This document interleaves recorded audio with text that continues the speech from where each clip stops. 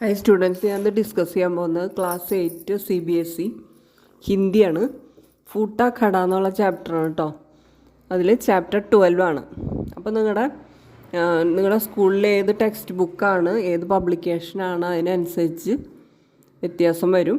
എല്ലാ Hindi text ബുക്കുകൾക്കും chapter 12 ഇതാകണമെന്നില്ല. അപ്പോൾ ഫൂട്ട ഖട എന്നുള്ള ചാപ്റ്റർ ആണെങ്കിൽ നിങ്ങൾ ഈ വീഡിയോ ശ്രദ്ധിക്കുക കേട്ടോ. ഓക്കെ, അപ്പോൾ ഇതിൽ ഫൂട്ട ഖട എന്ന് പറഞ്ഞാൽ പൊട്ടിയ ഒരു കുടത്തിൻ്റെ ഒരു സ്റ്റോറിയാണ് ഇവരിതിൽ പറയുന്നത്. ഒരു മോറലിലുള്ള സ്റ്റോറിയാണ്. അതായത് ചില വാല്യൂസൊക്കെ മെസ്സേജെല്ലാം പറഞ്ഞു തരുന്ന ഒരു സ്റ്റോറിയാണിത്. അപ്പോൾ ഫൂട്ട എന്ന് പറഞ്ഞാൽ ബ്രോക്കൺ എന്നാണ് അർത്ഥം. ഖട എന്ന് പറഞ്ഞാൽ കുടം, അതായത് ദ ബ്രോക്കൺ പോട്ട്. അതാണ് ഈ ചാപ്റ്ററിൻ്റെ പേര്. ഇനി നമുക്ക് ചാപ്റ്ററിലേക്ക് കടക്കാം.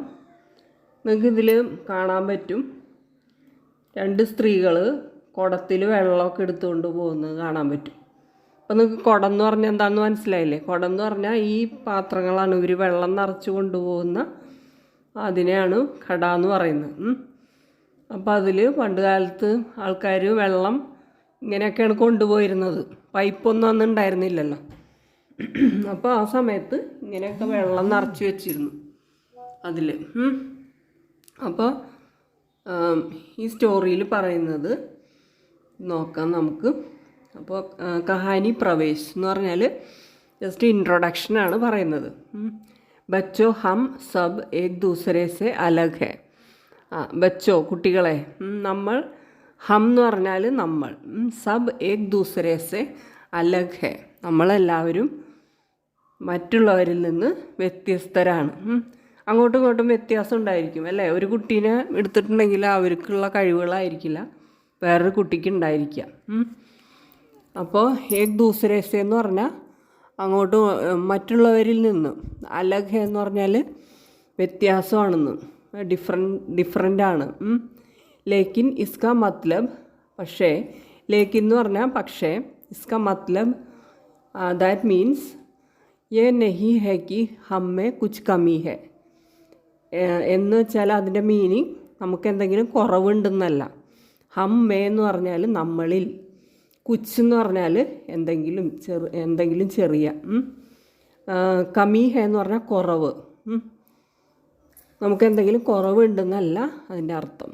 ഹം ചാഹേത്തോ, നമ്മൾ വിചാരിച്ചു കഴിഞ്ഞാൽ, ചാഹേത്തോ എന്ന് പറഞ്ഞാൽ ആഗ്രഹിച്ചു കഴിഞ്ഞാൽ, അപ്നെ മനോബൽസേ, നമ്മുടെ മനോബലം കൊണ്ട്, അതായത് വിൽ പവർ കൊണ്ട്, അപ്നി കമിയോക്കോ, നമ്മുടെ കുറവുകളെ, ബി അപ്നി താക്കത്ത് ബനാ സക്തേ ഹെ, നമ്മുടെ ശക്തിയാക്കി മാറ്റാൻ പറ്റും. താക്കത്ത് എന്ന് പറഞ്ഞാൽ സ്ട്രെങ്ത് എന്നാണ് അർത്ഥം.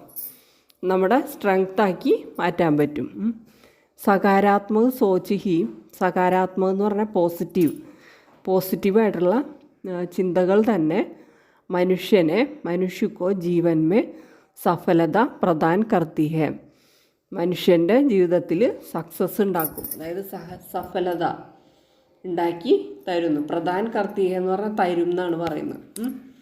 അപ്പം നമുക്ക് എന്തെങ്കിലും വീക്ക്നെസ്സുകൾ ഉണ്ടെങ്കിൽ തന്നെ അത് പോസിറ്റീവായിട്ട് ചിന്തിച്ച് അതിനെയെല്ലാം നമുക്ക് സക്സസ് ആക്കി മാറ്റാൻ കഴിയുമെന്നാണ് ഈ സ്റ്റോറിയിൽ കുട്ടികൾക്ക് പറഞ്ഞു കൊടുക്കുന്നത്. അപ്പോൾ നിങ്ങൾ എന്തെങ്കിലും കുറവുകളോ എന്തെങ്കിലും പ്രശ്നങ്ങൾ, നിങ്ങൾക്ക് കഴിവ് കുറവുകൾ എന്നൊക്കെ ഉണ്ടെങ്കിൽ നിങ്ങൾ അത് പോസിറ്റീവായിട്ട്, നിങ്ങളുടെ പ്രോബ്ലംസ് എല്ലാം അത് നെഗറ്റീവായിട്ട് ചിന്തിച്ച് വിഷമിച്ചിരിക്കാതെ പോസിറ്റീവായിട്ട് തിങ്ക് ചെയ്തിട്ട് നമ്മൾ അതിനെതിരായിട്ട് പ്രവർത്തിച്ചുകൊണ്ടേയിരിക്കുകയാണെങ്കിൽ നമുക്ക് അതിനെ സക്സസ് ആക്കി മാറ്റാൻ കഴിയുന്നതാണ് ഈ സ്റ്റോറിയിൽ നിങ്ങൾക്ക് മെസ്സേജ് തരുന്നത്. ഇനി നമുക്ക് അടുത്ത പേജിലേക്ക് പോകാം. അടുത്ത പേജിൽ എന്താ പറയുന്നത്? അടുത്ത പേജിൽ പറയുന്നത് ഉൻ ദിനോക്കി ഹെ, അവിടെ ഒരു ഭാഗം മാഞ്ഞു പോയിട്ടുണ്ട്, ഇവിടെ പറയാൻ പറ്റില്ല. അതായത് ഉൻ ദിനോക്കി ഹെ ജബ് ലോഗോं को अपने घरों से, അതായത് ഈ കഥ നടക്കുന്നത് ഇപ്പോഴത്തെ കഥയല്ലത്, പണ്ട് കാലത്ത് നടന്നിരുന്ന കഥയാണ്. അപ്പം നിങ്ങൾക്ക് ഇതിൽ ഈ വെള്ളം കൊണ്ടുവരുന്നതും നിങ്ങൾ ചിലപ്പോൾ കണ്ടിട്ടുണ്ടാവില്ല. ഇപ്പൊക്കെ എല്ലാ വീടുകളിലും വെള്ളവും പൈപ്പൊക്കെ ഇല്ലേ. പക്ഷെ പണ്ട് കാലത്ത് അങ്ങനെയല്ലായിരുന്നു. പണ്ട് കാലത്ത് എവിടെയെങ്കിലും കുറച്ച് വെള്ളം ഉണ്ടാവും, അല്ലെങ്കിൽ വല്ല കിണറോ കുളമൊക്കെ ഉണ്ടാവും. അപ്പോൾ അവിടെ നിന്ന് സ്ത്രീകളോ അല്ലെങ്കിൽ ആരെങ്കിലും പോയി വെള്ളം അങ്ങനെ കൊണ്ടുവരും വീടുകളിലേക്ക്. അവിടെ അത് അവർ സ്റ്റോർ ചെയ്ത് വയ്ക്കും. അങ്ങനെയാണ് ചെയ്തിരുന്നത്. അപ്പോൾ അപ്പോഴത്തെ സ്റ്റോറിയാണ് ഈ പറയുന്നത്, അല്ലാണ്ട് ഇപ്പം നടക്കുന്ന സ്റ്റോറിയല്ല കേട്ടോ. അപ്പോൾ ജബ് ലോഗോക്കോ, എപ്പോഴാണ് ആൾക്കാർ, ലോകം എന്ന് പറഞ്ഞാൽ ആൾക്കാർ,